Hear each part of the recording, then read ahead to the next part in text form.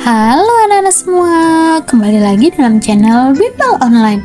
Bagaimana kabar kalian semua? Semoga dimanapun kalian berada akan selalu sehat, tetap ceria, dan tentunya tambah semangat lagi belajarnya. Nah anak-anak, sebelum kita lanjut ke video pembelajaran kita kali ini, jangan lupa di subscribe dulu ya, agar anak-anak tidak ketinggalan akan video-video terbaru dari channel Bimbel Online. Anak-anak semua, di video pembelajaran kita kali ini, kita akan sama-sama membahas dan mempelajari mata pelajaran Bahasa Indonesia untuk kelas 6 kurikulum Merdeka.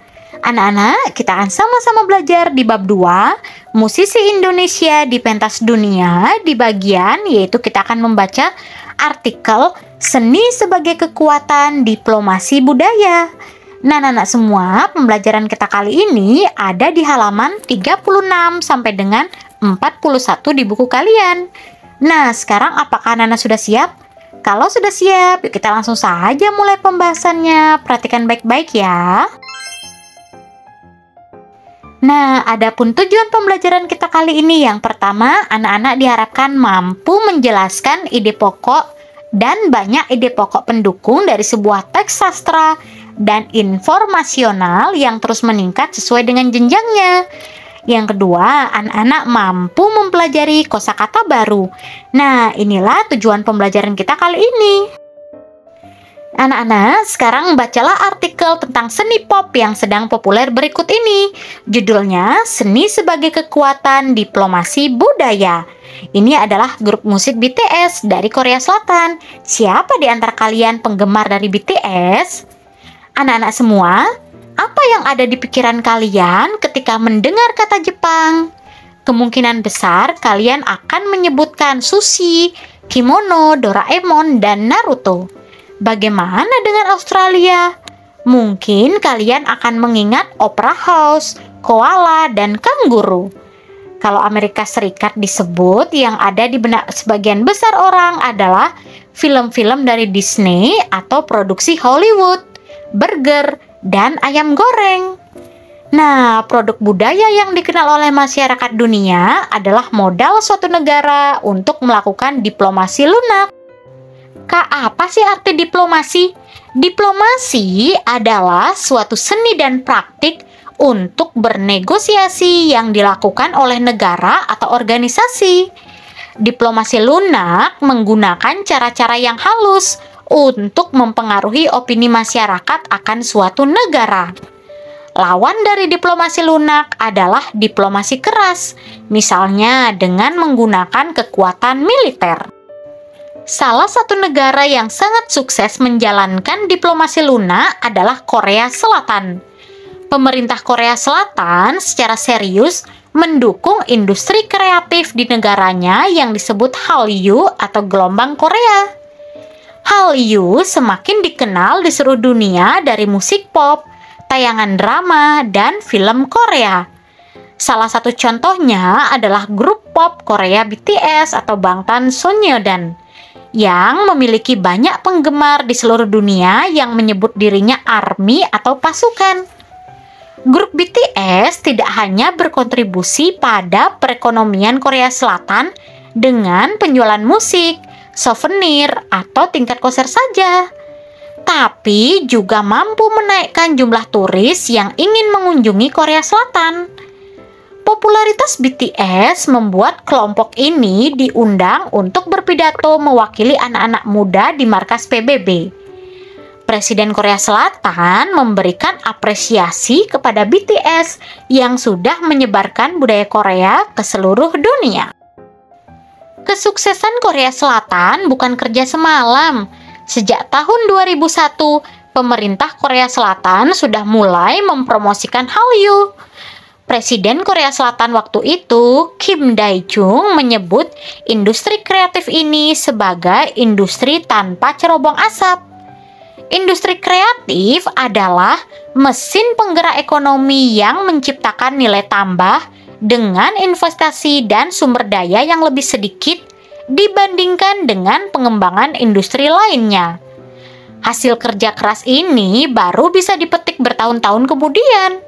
Misalnya, keberhasilan film berbahasa Korea Parasit yang memenangkan Oscar, penghargaan insan perfilman yang sangat bergengsi di Amerika Serikat pada tahun 2020. Lalu bagaimana dengan Indonesia? Apa yang ada di pikiran masyarakat dunia ketika mendengar kata Indonesia, anak-anak?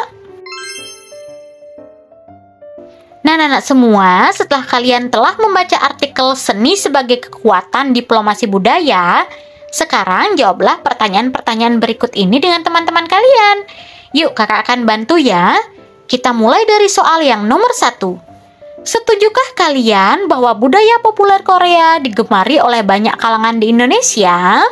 Nah, jawabannya, budaya populer Korea seperti drama, fashion, makanan, dan K-pop banyak digemari di Indonesia. Yang kedua, apa yang dimaksud dengan istilah industri tanpa cerobong asap?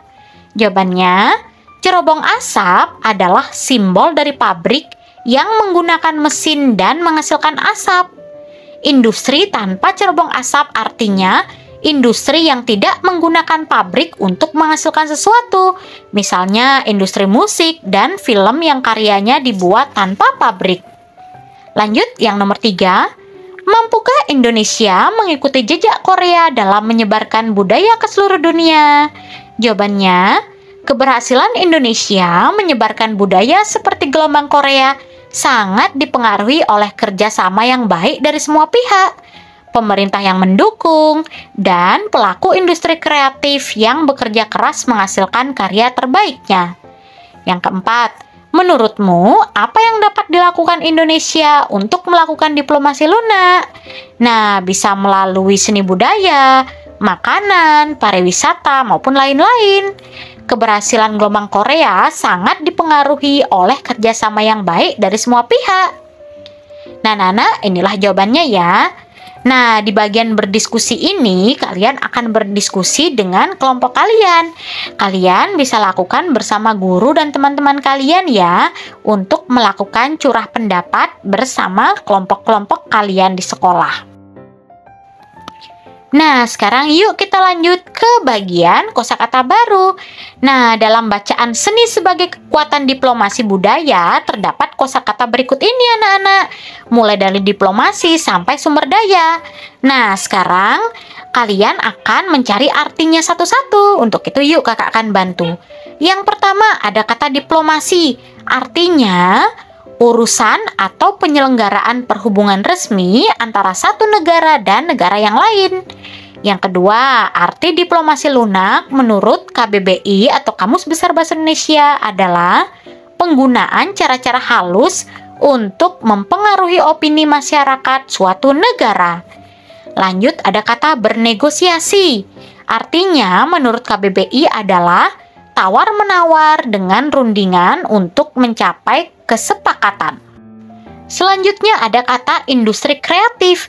Menurut KBBI artinya industri yang berasal dari pemanfaatan kreativitas, keterampilan, serta bakat individu untuk menciptakan kesejahteraan serta lapangan pekerjaan. Lanjut ada kata berkontribusi. Arti menurut KBBI adalah menyumbang. Lanjut ada popularitas. Arti dari KBBI yaitu adalah kepopuleran. Lanjut ada kata apresiasi. Nah, menurut KBBI artinya adalah kesadaran terhadap nilai seni dan budaya atau penilaian atau kata lainnya juga penghargaan terhadap sesuatu. Bisa juga kenaikan nilai barang karena harga pasarnya naik atau permintaan akan barang itu bertambah.